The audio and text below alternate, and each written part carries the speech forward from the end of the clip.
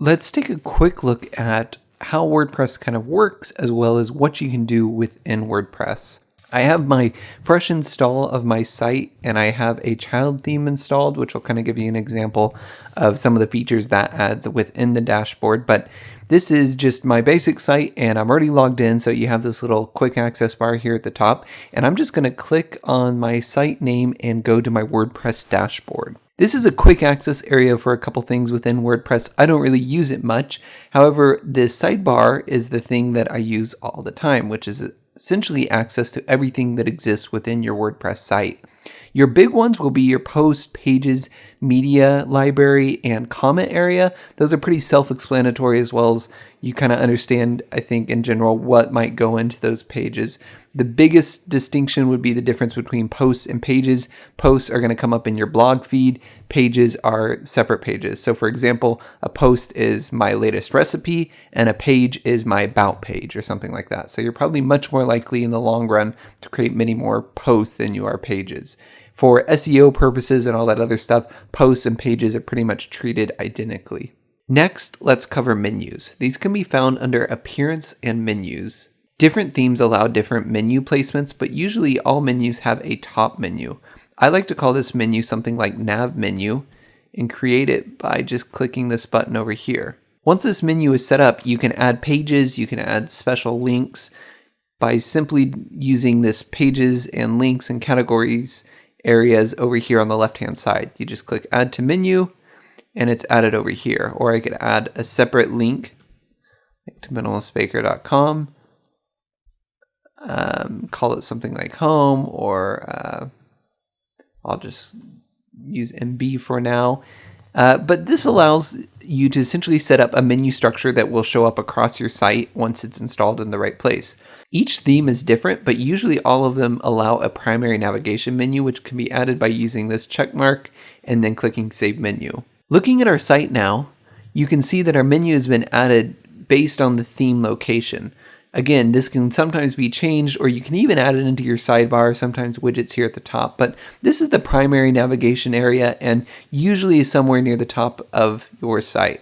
If I click on one of my pages, like my sample page, you can see that the menu stays the same. This is a huge functionality and very helpful, and easily added and changed within the appearance menu in your WordPress dashboard.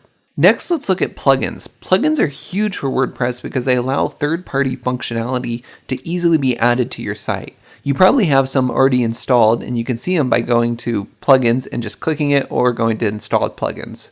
To add a new plugin, just click the Add New button up here at the top, and you can search the WordPress directory for what plugins exist. You might find about these from someone else. You might just browse and look around based on kind of these search functions.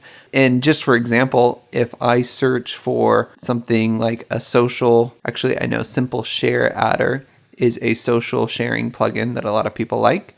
It brings up this plugin that I wanted to use. I click Install Now and click Activate Plugin. And now my plugin is installed and ready to be used. It might add a menu here on the side, something like share buttons, or otherwise this plugin specifically shows up under settings and share buttons. On this page, I can actually set up this plugin specifically and use it to my liking. Plugins also many times add a widget functionality.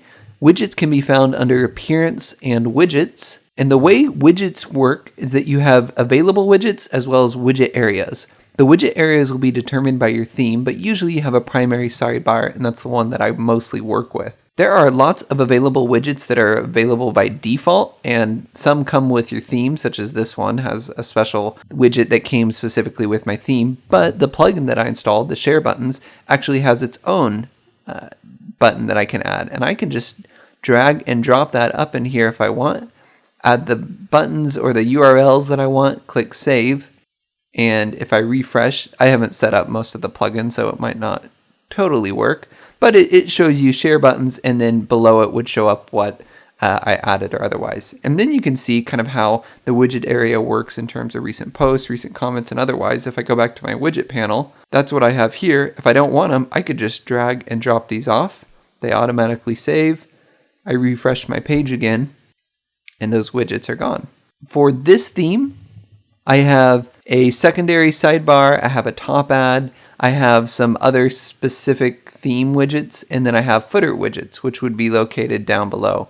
Each theme is a little bit different, but usually you have a widget area for your sidebar, somewhere up at top probably, and probably something down at bottom for your footer. I will quickly mention that themes also many times install their own menu that you can use. Genesis, for example, has a specific menu that allows you to change some theme settings, some SEO settings, and a couple other details. So you might look there if you're looking for something specific, or if you've seen in a forum that you need to add something to your theme settings or a change within there. Lastly, I want to talk about settings. There's a lot of great information in here, specifically within the reading and discussion areas, but also the permalinks. If I go to settings, permalinks, you can choose where or how your posts are named and show up on your site. By default, they use something like this question mark and then the item number depending on what type of post or page it is. I usually just use the simple post name structure, but you can also use any of these others just by default, or you can look up on the WordPress site or the WordPress.org site and use something else. If you just click Save Changes though, for example here on my sample page, it by default has page ID number 2, but if I refresh this page, it now shows sample page. And so this could in theory be the name of your post or whatever else that you want, or about or something like that, which is a little more clean, a little more slick, and just in general preferable. You also have a few settings within your general tab, which will be your site title and tagline, your WordPress URL, which you can possibly use if you're switching things around, and just a couple other details. Definitely worth checking out and just making sure it's all set up correctly. Actually, everything within the settings panel is worth checking out, as well as you can just kind of see the power of WordPress and what you're able to do with your site. But hopefully that's a quick rundown. You feel a little more comfortable with WordPress and ready to use it for all it's worth.